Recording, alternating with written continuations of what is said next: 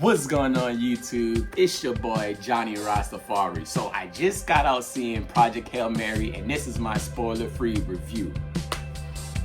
Wow, this movie is visually stunning. Now if you want to watch this movie, I highly recommend watching it in IMAX. I watched this movie in IMAX and besides Avatar, this is probably one of the best viewing IMAX experience I ever seen. Now when it comes to visuals, nothing can beat Avatar, but this movie was close to it. Now going into this movie, I had no idea what Project Hail Mary was about. People that tell me about the movie and read the book, because this movie is a novel written in 2020 or 2021 and it's written by the same guy that did The Martian, I believe. I wrote the book, The Martian. So going into this movie, people were telling me that it's kind of similar to The Martian, Interstellar, Armageddon. And those are like one of my favorite sci-fi movies. So I was like, okay, I love sci-fi. I love those films. I like Ryan Gosling. Let's go check this out. And man, for a person that going in blind and don't know nothing what this movie about, because I haven't even seen a trailer, haven't reacted to a trailer, haven't seen a single trailer, I said, man, I love going to the movies. I just came out from watching Durandar. Let's watch this one. It looked good. Man, for starters, a lot of people is fans of this novel. A lot of people is fans of Ryan Gosling because that IMAX theater was packed. You know, IMAX is like an expensive ticket. And so people that want to see an IMAX movie, they show up. And if it's a movie they want to see, so a lot of people was there. So that was a good experience watching a movie in a packed IMAX screen.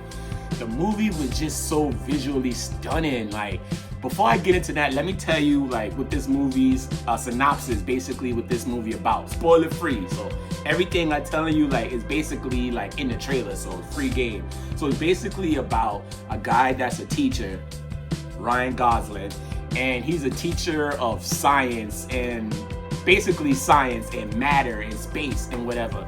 And apparently the sun is dying. The sun is losing energy because something is eating at the sun. And so people have found out about Ryan Gosling because his character, I totally forgot what his character name. But anyways, his character, you know, he wrote in a lot of books. He basically was a big science guy that was a teacher. And the NASA and all the world leading scientific people that deal with space came to him and be like, yo, we need your help to save the sun, because if we don't save the sun, you know, we're gonna run out of resources. We ain't gonna have no crops in 30 years. The planet gonna be no more. So long story short, Ryan Gosling went up in space. Y'all already know this because it's in the poster. You see him dressing up as an astronaut. It's in the trailer, so that's not a spoiler. So he went up in space and tried to figure out what's going on, why the sun losing energy. But they realized that there's something that's deep, that's like 40 million light years away or whatever, that a sun is not losing energy, so they have to see why is that. So that's why they went out to space to locate this other star and see why that star in another solar system not losing the energy. So why I say the movie is not too much like Interstellar. I see why they say it's like Interstellar, because there's one visual shot, oh my god, that was like stunning. Like, man, that was like an acid trip. I'm in the theater like, oh my god. Everybody in the theater was like so amazed, and I see why they promote like that word, amaze with the promotion in this film, because man, that shot was so amazingly stunning. And another thing I love about this movie, man, they made you care about an extraterrestrial creature, an alien that can't speak, and the emotion they put in that alien, they make you care about that alien. Like, man, the alien was one of my favorite characters. Rocky, that's his name. One of my favorite characters. And another thing about this movie went through time a lot. So at first, it took me a second to figure out what was going on, because the movie just started in space. And then it showed like his backstory, and I was kind of confused. But then once I was like, oh, okay, I get it. So the movie started out in the present, and then it went back and forth through time to show how he got there. And I like how the movie balanced time. Like my last review of Durandar the Revenge, that director did the same thing, like went back and forth to time, and I give him kudos to that director, how he balanced time. And the same to to the guys that directed this film. The guy that directed this film is the same guy that directed Spider-Man Into the Spider-Verse, like the animated series. So when I found that out, I was like, I love these directors. Let me go check this out. Like, now I'm really excited to watch it. Like, I'm telling you, I didn't know none about this until going into the movie. That's when I said, let me do a little quick research, see who directed this, what this movie's kind of about, because I swear I didn't know nothing about it. And I was like, oh, okay, interesting. But the reason why I say it's not too much like Interstellar, because the science of Interstellar is about space, time, distance travel, you know what I'm saying? They kind of sort of mention that in this film, but it's not too much. The science in this movie is basically about matter, energy, different gases, and how that works, and how we need all that stuff to function to successful universe, our Milky Way galaxy, how we need that. And that's the science in this movie. But yeah, and another thing about this movie, the comedy in this movie. The comedy hit. This movie is basically a sci-fi comedy. There's a lot of comedy in this movie, and that's just Ryan Gosling. Like, he don't even have to really act for real. He's just a funny guy. It's just the simple stuff he do, his charisma, the way he act, it's just hilarious. He kind of reminds me of Ryan Reynolds. I'm not saying he's the same actors, because, you know, of course they're different actors, but, you know, Ryan Reynolds really don't have to try to be funny. He just naturally funny, and that's what Ryan Gosling was in this movie. Maybe it's the Ryan effect. If your name Ryan, you funny. Shout out to all the Ryans out there. But yeah, man, I like how this movie was emotional. There was some tear-jerky moments. I'm not saying that I cried, but it really touched me. Like, so, okay, I take that back. There's a scene with the alien. You may cry. I know my soul, it really touched me.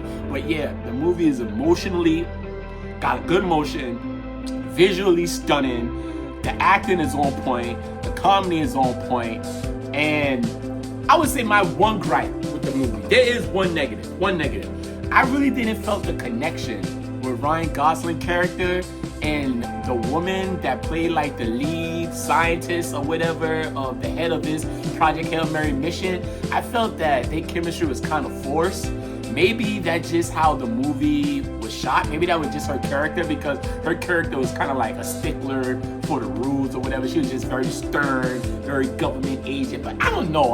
That's how it's written in the book. I don't know. I never read the book, but going into the movie, I just felt that their chemistry just felt kind of forced. And another thing, basically, all the stuff with humans, I'm gonna be honest, like, not saying it was bad, but when it was mostly humans in the movie, I really didn't care too much about that. When the movie really got great and peaked off, when it was just Ryan Gosling and Rocky the Alien, that's the movie.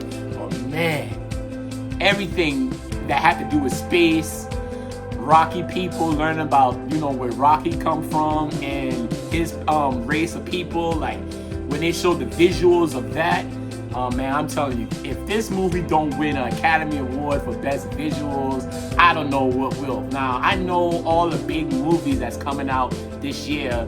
I can't see any movie visually that can really compete with Project Hail Mary.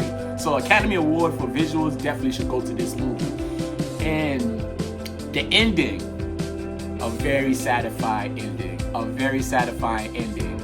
I love the ending of this movie. It made me feel so happy and so good. And when the way that the movie ended, I was like, if I was Ryan Gosling, his character in this film, I would probably have that same ending too. I would choose what he choose to do. And when you watch the movie, let me know. So if I give a rating to this movie, I had a great time watching this movie. Like I said, definitely watch it in IMAX. Man, I give this movie an 8.8 out of 10. Highly recommend. Definitely go watch this movie, man.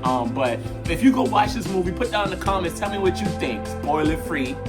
Please don't spoil, because a lot of people haven't seen this movie yet. And let me know what you think. And if you like my reaction and my review to this film, please like the video, subscribe to the channel, and I catch y'all on the next one. But like I always say, peace and one love, one heart, one mind. Rastafari.